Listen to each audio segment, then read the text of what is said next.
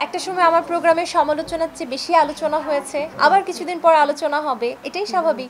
কেউ যদি আসলে আপনাকে দাওয়াত দেয়, আপনি যদি দাওয়াতে না আসেন, সেটা কিন্তু খানিকটা খারাপ বিষয়। কেউ যদি আসলে আপনাকে দাওয়াত দেয়, আপনি যদি দাওয়াতে না আসেন, সেটা কিন্তু খানিকটা খারাপ বিষয়। সো কেউ দাওয়াত দিলে আমার মনে হয় সে দাওয়াতটা গ্রহণ করা উচিত। আপনাদের কথা শুনতে এসেছি, নিজের কথা বলতে এসেছি। দেখুন, চেষ্টা করি নিজেকে বিভিন্ন সময় বিভিন্নভাবে ফুটিয়ে তোলার।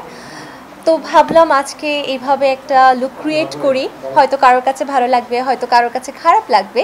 সো দেখা যাক এটা কারোর কাছে ভালো লাগে কিংবা খারাপ লাগে কিনা। এই জন্যই প্রথমত আমি জানতে চাই কারা বলেছে একবার কেউ গেলে দ্বিতীয়বার যেতে চায় না।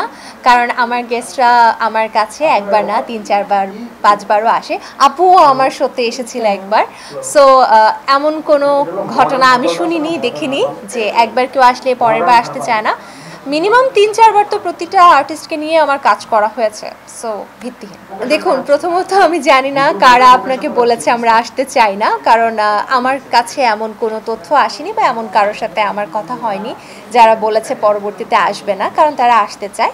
দ্বিতীয়ত, প্রশ্নের যে ব্যাপারটা, প্রশ্নগুলো লেখা থাকে এবং বেশিরভাগ ক্ষেত্রে প্রশ্নগুলো আপনাদের প্রশ্নই থাকে, দর্শকদের প্রশ্ন থাকে, সেটাকেই পড়ে দেওয়া হয়। আর তৃতীয়ত হচ্ছে, কেউ যদি আসতে না চায়, আমরা তো কাউকে জোর করে নিয়ে আসি না, তাদেরকে আগেই প্রোগ্রামের লিঙ্ক পাঠানো হয়, সেটা দেখেই তারা আসতে চায়। যদি কারোর তেমন সমস্যা থাকতো তাহলে প্রোগ্রাম লিঙ্ক দেখার পরে বলতো আসবো না। স্টুডিওতে আসার পর, ইন্টারভিউ দেওয়ার পর আমি চাচ্ছিলাম না, আমরা তো দেখুন কাউকে জোর করে নিয়ে আসি না, আসে তারা। সো কী করতে পারে?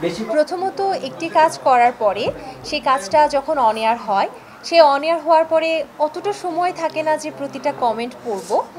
আর আলোচনা বা সমালোচনা প্রতিটা সেক্টরে আছে, প্রতিটা কাজে আছে। যেটা আপনি জানেন তার মানে নিশ্চয়ই আমাকে নিয়ে আপনি একটা কিছু জানলে আমাকে নিয়ে আমার সেই জিনিসটা আমি আরও আগে জানি। সো সব কিছুই দেখি, সব কিছুই শুনি, সেই হিসেব করে কাজ করাও হয়। আশা করছি ভালো কিছু সামনে আপনারা পারবেন।